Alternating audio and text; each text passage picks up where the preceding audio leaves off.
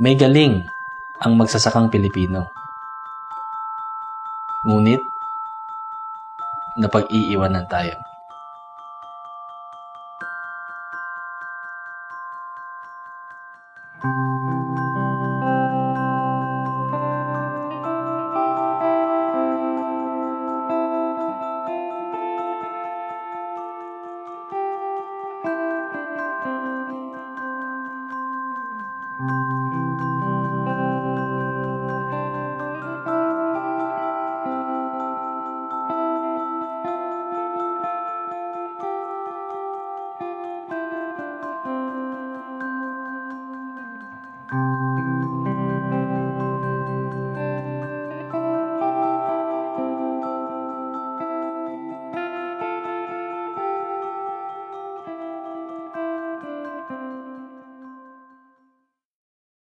My name is Dexter Villamin.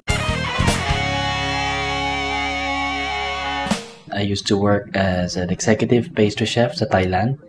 Ang nakikita kong pinakamalaking pagkakaiba in the whole economic perspective is yung tao. They are number 1 in Southeast Asia in terms of tourism.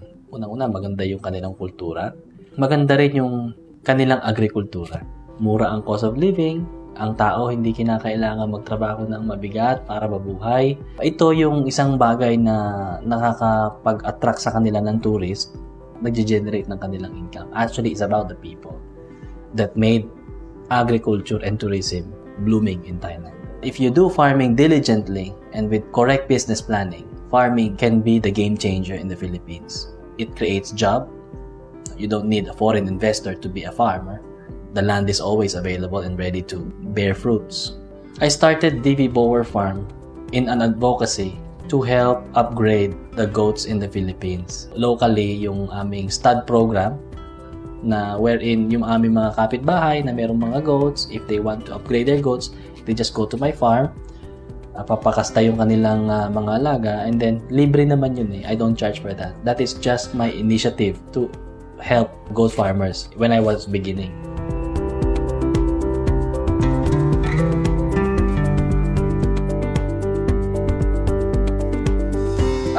At the moment, ang farm namin sa Lian, Batangas ay nasa 15 hectares na, and we have acquired another 4 hectares dun sa mga kapitbahay namin.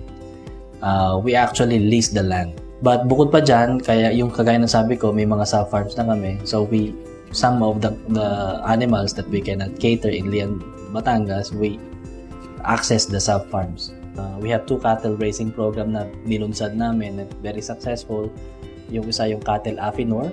You can buy 40 male cattle from us. Kami na rin ang mag-aalaga, patatabain namin sila. And then after 1 year, we will slaughter them and we will sell them for meat.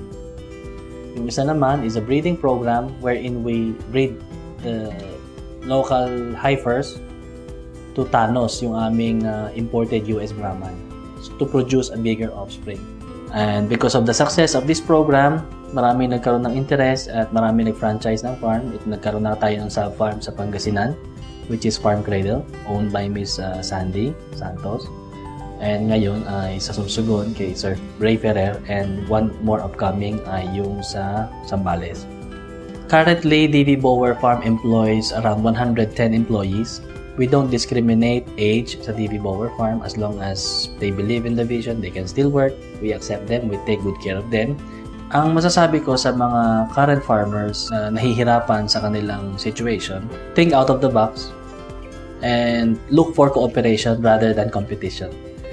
There could never be a competition in the Philippines in terms of food production because we have 100 more Filipinos, 100 million Filipinos to feed. It's just a matter of organizing ourselves, uniting, sharing ang resources to get to our common objective of success and sustainability. The DV Boer Farm now is rebranded as the People's Farm, meaning because of the program, there will be many more Filipinos that can do farming cost effectively. And with this program, we can best serve the people's interests to have an access to affordable, wholesome food source and also sustainable livelihood para sa mga kababayan natin. And this is the ultimate dream of myself na in my capacity, I can contribute something to the Filipino people. DV Boer 10 years from now will be the central livestock farm in the Philippines and one of the major players in Southeast Asia or possibly the world in 10 years from now.